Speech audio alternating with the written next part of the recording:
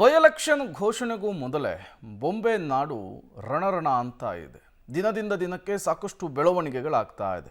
ಒಂದು ಕಡೆ ಮೈತ್ರಿ ಅಭ್ಯರ್ಥಿ ಆಗುವುದಕ್ಕೆ ಸಿಪಿ ಯೋಗೇಶ್ವರ್ ನಾನಾ ರೀತಿಯ ಕಸರತ್ತನ್ನು ನಡೆಸ್ತಾ ಇರುವ ಬೆನ್ನಲ್ಲೇ ಜೆಡಿಎಸ್ನ ಯುವ ಘಟಕದ ರಾಜ್ಯಾಧ್ಯಕ್ಷ ನಿಖಿಲ್ ಕುಮಾರಸ್ವಾಮಿ ಅವರು ಚನ್ನಪಟ್ಟಣ ವಿಧಾನಸಭಾ ಕ್ಷೇತ್ರದಲ್ಲಿ ಫುಲ್ ಆಕ್ಟಿವ್ ಆಗಿದ್ದಾರೆ.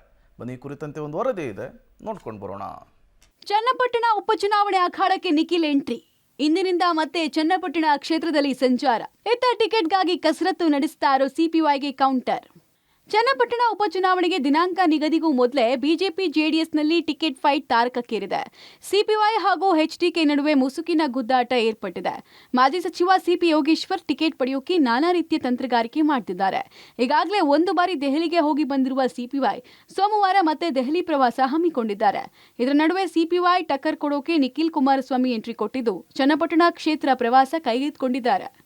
ಕುತೂಹಲ ಕೆರಳಿಸ್ತಿರೋ ನಿಖಿಲ್ ಚನ್ನಪಟ್ಟಣ ಪ್ರವಾಸ.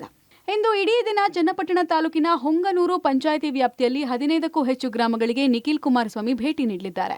ಉಪಚುನಾವಣೆಯ ಅಭ್ಯರ್ಥಿ ಆಯ್ಕೆ ಬಗ್ಗೆ ತಳಮಟ್ಟದ ಕಾರ್ಯಕರ್ತರು ಹಾಗೂ ಮುಖಂಡರ ಜೊತೆಗೆ ನಿಖಿಲ್ ಚರ್ಚೆ ನಡೆಸಲಿದ್ದಾರೆ.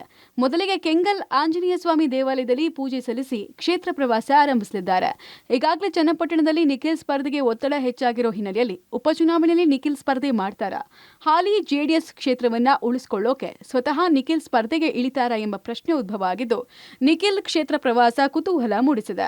ಒಟ್ಟಾರೆ ಚನ್ನಪಟ್ಟಣ ಕ್ಷೇತ್ರದಲ್ಲಿ ಸಂಚಾರ ಮಾಡ್ತಾ ಇರುವ ನಿಖಿಲ್ ಅಪ್ಪನ ವರ್ಚಸ್ಸು ಹಾಗೂ ಕ್ಷೇತ್ರದ ಹಿಡಿತ ಉಳಿಸಿಕೊಳ್ಳೋಕೆ ತಂತ್ರಗಾರಿಕೆ ಮಾಡ್ತಿದ್ದಾರೆ.